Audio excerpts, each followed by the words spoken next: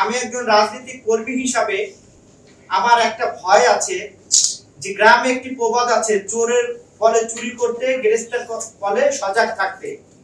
অন্তর্বর্তী সরকারের যিনি প্রধান তিনি কিন্তু সবসময় চুপচাপ থাকেন, কম কথা বলেন, কিন্তু জাতিকে কোথায় নিয়ে দাঁড় করবে এটা হলো আমরা রাজনীতিবিদ হিসাবে প্রশ্ন। কারণ আপনারা জানেন একটি জুলাই সনদ স্বাক্ষর হয়েছে, সেখানে এনসিপি স্বাক্ষর করে নাই, অন্যরা স্বাক্ষর করেছে। আমার কাছে মনে হচ্ছে তিনি অন্যদেরকে সাথে ঠিকঠাক করে তাদেরকে আবার কানে কানে বলে দিয়েছে তোমরা জুলাই সনদ স্বাক্ষর করো না। আবার আমরা দেখলাম 8টি দল যারা ইসলামিক নামে রাজনৈতিক দল করেছেন তারা ইতিমধ্যে মাঠে কর্মসূচি দিয়েছেন। তারা বলার চেষ্টা করছেন যে নভেম্বরের মধ্যে নাকি ভোট হতে হবে। তার মানে আমরা বলতে চাই এই জাতীয় নির্বাচন নিয়ে যদি কেউ বানচাল করার চেষ্টা করে তাহলে আমরা রাজনৈতিকভাবে তাদেরকে প্রতিহত করব।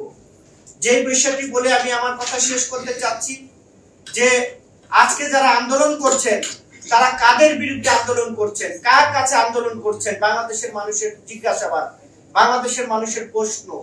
যারা পিয়ার নামে বলেছিলেন যে পিয়ার না হলে তারা জুলাই সনদ স্বাক্ষর করবে না, সেই হাসি মুখে জুলাই সনদ স্বাক্ষর করে আবার তারা 8টি দল জোট করে নতুন করে ষড়যন্ত্র করার চেষ্টা করছে।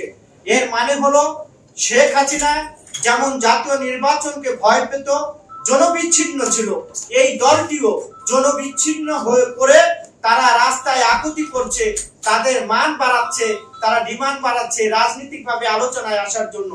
আমরা তাদেরকে বলতে চাই গত 17 বছরে যেই ঐক্য ছিল সেই ঐক্যের কোনো বিভেদ ধরাবেন না। এই ঐক্যের যদি বিভেদ সৃষ্টি হয় তাহলে পরাজিত শক্তি এবং ভারত লাভবান হবে। গতকালকে আপনারা দেখেছেন যে ঢাকা শহরে বিভিন্ন জায়গায় এই ছাত্রলীগ যুবলীগ তারা মিছিল করেছে। এই মিছিল মানে কি? আমরা মনে করি এই যে যারা বিভেদের রাজনীতি করছেন তারা আওয়ামী লীগকে পুনর্বাসন করার চেষ্টা করছে। যদি কেউ বাংলাদেশে আওয়ামী লীগকে পুনর্বাসন করার চেষ্টা করে তাদেরকে রাজনৈতিকভাবে কিভাবে রুখে দিতে হয় আমরা জানি, এবং সেটা শেখ হাসিনাও জানে। শেখ হাসিনা বাংলাদেশের মানুষকে চোখ রাঙিয়ে কথা বলতো, নির্বাচনকে ভয় পেত, যার কারণে বাংলাদেশের মানুষ তাকে তাড়িয়ে ভারতে পাঠিয়েছে। আর আজকে যারা এই ধরনের নতুন নাটক সাটক করছেন তাদের কিন্তু যাওয়ার কোনো জায়গা নাই। পাকিস্তানও তাদের ঠাঁই দেবে না, পৃথিবীর কোনো দেশও ঠাঁই দেবে না। কাজেই হিসাব নিকাশ করে জনগণের সাথে প্রতারণা করবেন না। এই দলটি জনগণের সাথে সব সময় প্রতারণা করে। তারা বলে যে পিয়ার না হলে জুলাই সনদ যাবে না। এত বড় বেইমানি এবং প্রতারণা অন্য রাজনৈতিক দল করে কিনা সন্দেহ।